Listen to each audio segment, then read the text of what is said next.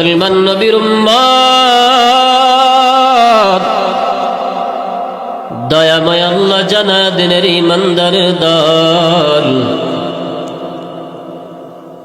এক নম্বরে আমি আল্লাহর ভয় অন্তরে ঢুকাও। ভয় করার মতো ভয়, আমি আল্লাহ কি ভয় করো। যে রকম ভয় করলে পরে কোন মুসলমান কখনো গুনাহের দিকে দৌড়াইবে না।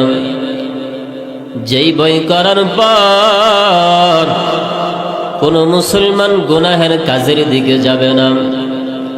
কেমন ভয়, যেই ভয় করলে মানুষ গুনাহের দিকে যাবে না, অপর মুসলমানের সম্পদ আত্মসাৎ করবে না। যেই ভয় করলে মানুষটা সুদ খাবে না, ঘুষ খাবে না, বেপর নারীর সাথে অপর নারীর সাথে গুনাহে লিপ্ত হবে না। যদি এমন ভয় অন্তরে ঢুকাও,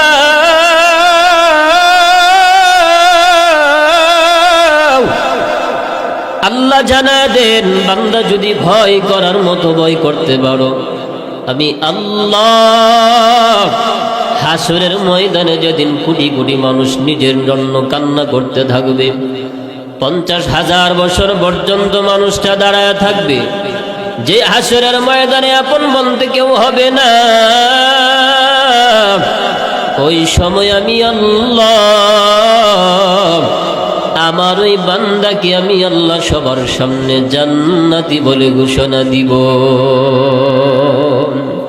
हर के दारत खौफ हक़दर दिल मुदम जन्नतुल मअवा देहद उरा मक़म जुज़्बा हक़ची ज़े मखाज़ इंसुजा फज़ले उआ मस्तेदार जुमला जहां। एक नंबरेर क्वालिटी अल्लाह बोलेन भय करो, भयेर मतो भय। যেই রকম ভয় সাহাবায়ে কেরামের ভিতরে ছিল, ওই রকম ভয় অন্তরে ঢুকাও। বলে কেমন ভয়? সাহাবায়ে কেরামের মধ্যে অন্যতম সাহাবী ছিল আবু বকর। ওই আবু বকর মক্কার অনেক বড় একজন বিজনেসম্যান, শিল্পপতি ছিল, বড় ব্যবসায়ী ছিল। ইসলাম ধর্ম গ্রহণ করার পর আবু বকরের একটা কাপড়ের ব্যবসা ছিল।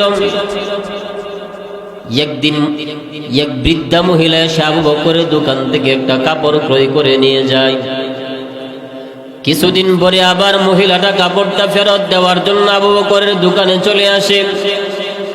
আবু বকর ডেকে বলেন, আম্মা জান, গত কিছুদিন আগে আপনি আমার দোকান থেকে একটা কাপড় ক্রয় করে নিয়েছিলেন, আজকে কেন ফেরত দিয়া গেলেন? মহিলাটা জবাব দিয়ে, আবু বকর, তোমার দোকানের ক্রয় করা কাপড়টা আমার পছন্দ হয় নাই, তাই ফেরত দিয়া গেলাম।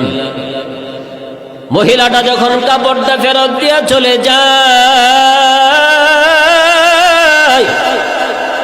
আবু বকর দুটা চোখ দিয়া পানির মতো ঝরঝর করে পানি জড়ায়। আবু বকর কান্না শুরু করে দিয়েছে। সাহাবায়ে কেরাম ডেকে বলেন, আবু বকর কেন কান্না করেন বলেন? আবু বকর কান্নার কারণটা বলতে চায় না। সর্বশেষ পয়গম্বর মায়ার নবী, দয়ার নবী, রাহমাতুল লিল আলামিন নবী যখন আবু বকরকে জিজ্ঞেস করে, হে আবু বকর কেন কান্না করো? মহিলাটা কাপড় কিনে আবার ফেরত দিয়া গেলে জন্য তো কান্নার কোনো কারণ নাই। আবু বকর ডেকে বলেন, পয়গম্বর মহিলাটা কাপড়টা ফেরত দিয়া গেল, এই জায়গা থেকে আমার একটা ওয়াজ বড় মনে পড়ে গেছে, এই জন্য কান্না করতেছি। পয়গম্বর ডেকে বলেন, আবু বকর তোমার কোন ওয়াজ মনে পড়েও হজ আদায় করতে জানে না? যদি রোজা রাখার মতো সামর্থ্য থাকে, যদি অসুস্থ না হও, একেবারে যদি বার্ধক্য উপনীত না হও, বান্দা রোজা রাখো, রমজানের রোজা আমি আল্লাহ ফরজ করলাম। বান্দা যদি বলে, আল্লাহ গ্যাস্ট্রিকের কারণে রোজা রাখতে পারি না। এইরকম ভাবে আল্লাহর বিধান যখন কোনো বান্দা পরিপূর্ণভাবে মানবে, আল্লাহ বলেন সে হবে পরিপূর্ণ মুসলমান, সে হবে পরিপূর্ণ মুত্তাকি, সে হবে পরিপূর্ণ ইমানদার।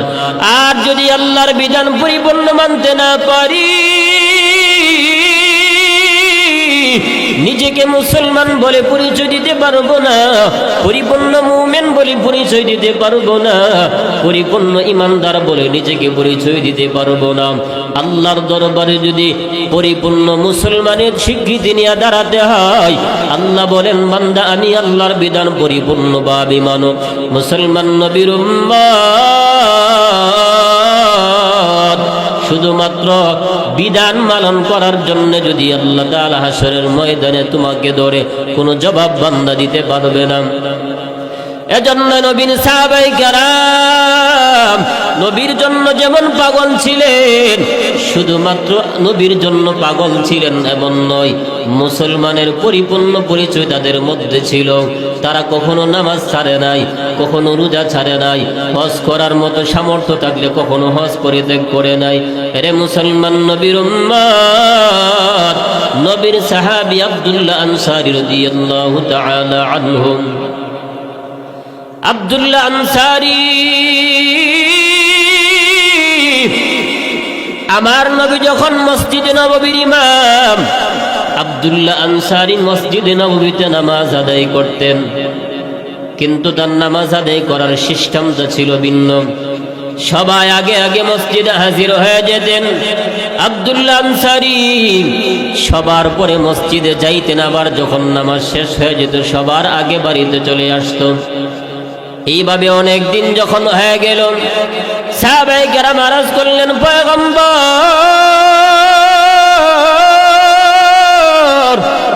আপনার একজন সাহাবী নাম তার আব্দুল্লাহ আনসারী, ওই লোকটা সবার শেষে নামাজে আসে, সবার আগে নামাজ থেকে চলে যায়, নামাজ শেষ হওয়ার পরে সবার আগে আগে চলে যায়, মসজিদ থেকে সবার আগে বের হয়ে যায়। পয়গম্বর আরবি সাল্লাল্লাহু আলাইহি ওয়াসাল্লাম একদিন সাহাবায়ে কেরামদেরকে সাথে নিয়ে আব্দুল্লাহ আনসারীর বাড়িতে গেলেন। তাকায়া দেখি আব্দুল্লাহ আনসারীর বাড়ির দরওয়াজা বন্ধ, দরওয়াজা ভিতর থেকে নক করা। আমার পয়গম্বর বাহির থেকে বারবার ডাক দিলেন, আব্দুল্লাহ দরজাটা খুলে দাও, আমি নবী এসেছি তোমার বাড়িতে।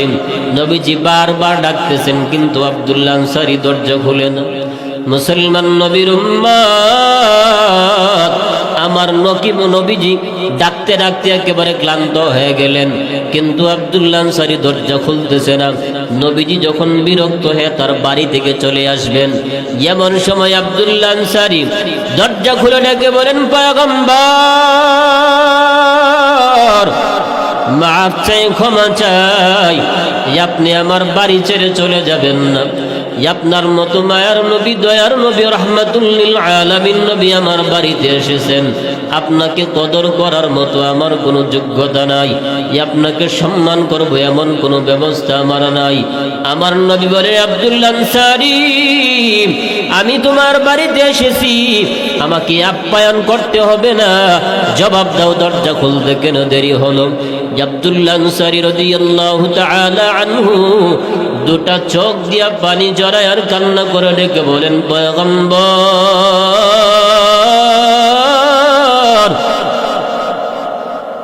অন্যান্য সাহাবায়ে কেরামের মতো আমার তেমন কোনো সম্পত্তি নাই, আমি একেবারে হতদরিদ্র মানুষ, আমার ঘরে তেমন কোনো পরার মতো ওই রকম কোনো কাপড় নাই, আমি কোনো বিত্তশালী মানুষ না। নবী আমার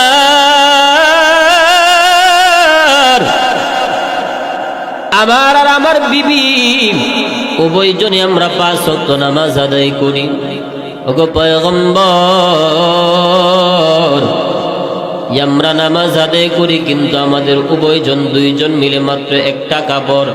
আমার বিবিরও একা একা কোনো কাপড় নাই, এককভাবে একটা কাপড় নাই, আমারও এককভাবে কোনো একটা কাপড় নাই, দুইজন মিলে আমাদের একটা কাপড়। পয়গম্বর, যখন আপনি এসে আমাকে ডাক দিলেন, প্রথম ডাক আমি শুনেছি, কিন্তু আমি তখন গর্তের ভিতরে ছিলাম, উলঙ্গ অবস্থায়। আমার ঘরের ভিতরে একটা গর্ত আছে, ওই গর্তের ভিতরে আমি ছিলাম। আমার বিবি তখন কাপড়টা পরে নামাজ আদায় করতেছিল, কাপড়টা আমার বিবির গায়ে ছিল, এই জন্য আমি উলঙ্গ ছিলাম।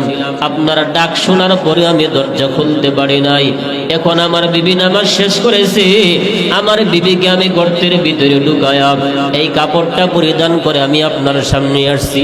নবী আমার ডেকে বলে, রে আব্দুল্লাহ, সাহাবাই কারাম তোমার বিরুদ্ধে নালিশ দিছে, তুমি নাকি সবার পরে মসজিদে যাও, কিন্তু আবার নামাজ শেষ হয়ে গেলে সবার আগেই মসজিদ থেকে বের হয়ে চলে আসো। আব্দুল্লাহ আনসারী ডেকে বলেন, পয়গম্বর,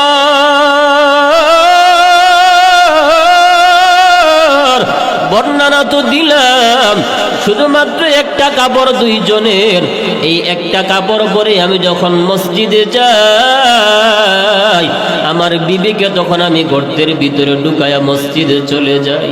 আমার বিবিও নামাজ পড়ে সঠিক সময়ে, এজন্য আপনার পিছনে নামাজ শেষ হওয়ার পর আমি আর আপনার সাথে বসে কোনো তালিম আমি শুনতে পারি না, আপনার জবান থেকে দ্বীনি কোনো কথা আমি শোনার সৌভাগ্য আমার হয় না।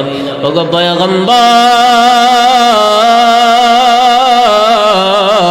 যেহেতু আমার বিবি ওই কাপড়টা পরে নামাজ আদায় করবে, এজন্য দৌড়ে আমি মসজিদ থেকে চলে আসি বাড়িতে। নবীজি আমার আব্দুল্লাহ আনসারীর বয়ান শোনার পর আমার নবী আর স্থির থাকতে পারে নাই। রাহমাতুল লিল আলামিন নবীর চোখ দিয়ে ঝরঝর করে পানি ঝরে। নবী আমার ডেকে বলেন, আব্দুল্লাহ, সাহাবায়ে কেরাম তোমার বিরুদ্ধে যেই নালিশ দিয়েছে, আল্লাহ পাক ওই নালিশটাকে নালিশ হিসাবে নিবে না, বরঞ্চ জান্নাতের একটা মাধ্যম হিসাবে আল্লাহ তাআলা তোমার আমলনামায় দাঁড় করায়া দিবে। আমার নবীজি আব্দুল্লাহ আনসারীকে নিয়ে মসজিদে নববীতে চলে গেলেন। মসজিদে নববীতে গিয়ে এলান করে দিলেন, আরে আমার সাহাবায়ে কেরাম কে আসো, এই আব্দুল্লাহ আনসারীকে এবং তার বিবিকে তোমরা কাপড় হাদিয়া দিবা। সমস্ত সাহাবায়ে কেরাম আব্দুল্লাহ আনসারী এবং তার বিবিকে হাদিয়া দেওয়ার জন্য পাগল পারা হয়ে গেল।